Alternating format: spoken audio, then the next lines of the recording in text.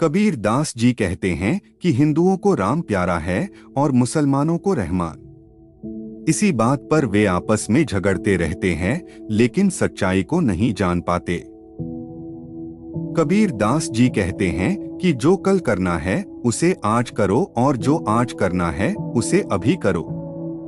जीवन बहुत छोटा होता है, अगर पल भर में समाप्त हो गया तो क्या करोगे। कबीर दास जी कहते हैं कि हमेशा धैर्य से काम लेना चाहिए। अगर माली एक दिन में 100 घड़े भी सींच लेगा तो भी फल ऋतु आने पर ही लगेगा। कबीर दास जी कहते हैं कि निंदा करने वाले व्यक्तियों को अपने पास रखना चाहिए, क्योंकि ऐसे व्यक्ति बिना पानी और साबुन के हमारे स्वभाव को स्वच्छ कर देते हैं।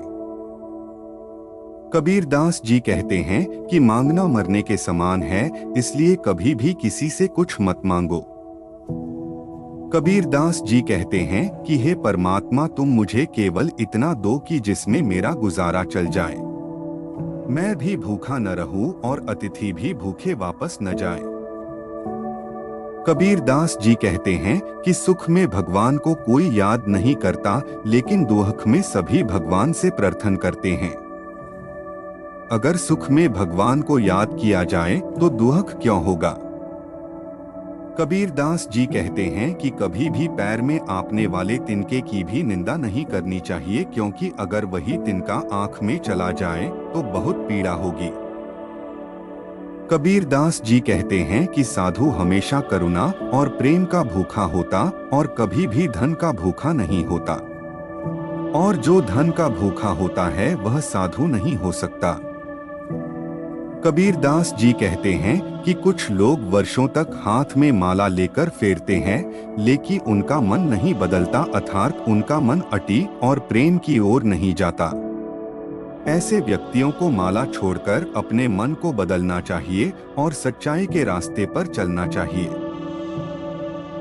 कबीर दास जी कहते हैं कि अगर हमारा मन शीतल है तो इस संसार में हमारा कोई बैरी नहीं हो सकता। अगर अहंकार छोड़ दें तो हर कोई हम पर दया करने को तैयार हो जाता है।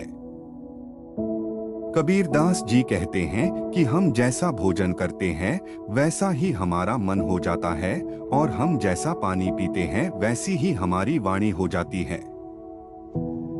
जो जितनी मेहनत करता है उसे उसका उतना फल अवश्य मिलता है। गोताखोर गहरे पानी में जाता है तो कुछ लेकर ही आता है, लेकिन जो डूबने के डर से किनारे पर ही बैठे रह जाते हैं वे कुछ नहीं कर पाते हैं।